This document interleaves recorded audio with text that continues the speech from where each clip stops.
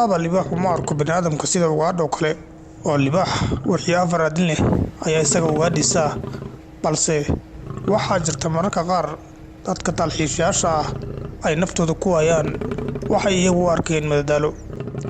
Libaaxa goobaha dalxiiska loogu tamashlaha iyo daawashada tago ayaa alaaba mid aan waxyeello u geysan dadka oo dadka waa uu qabatimay waana la qabsaday.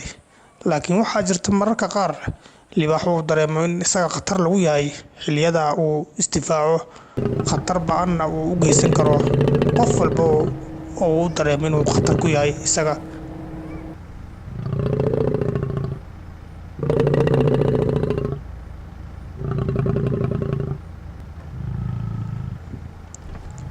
xilliyada weerarka libaaxa ay tahay isha baalkeeda oo aan loo dhawaanin ayaa waxaa ka mid ah xilliga uu la kulmayo gooshiisa ama xilliga uu saarnayo gooshiisa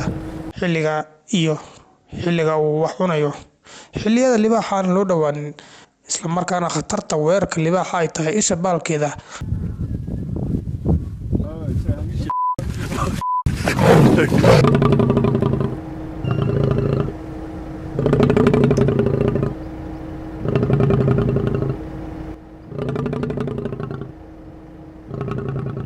xiliyadan ayaa suuragalnimada weerarka libaaxa ay tahay mid aad u sarreysa ciddii u dhawaatana aanay ku mahdin.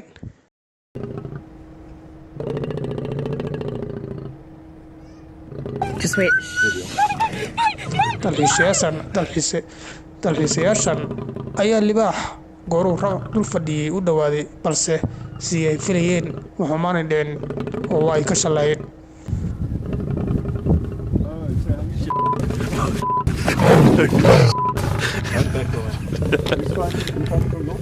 Just wait. Mom! Oh my gosh, I hate you guys! I'm never traveling to an animal park with you guys again.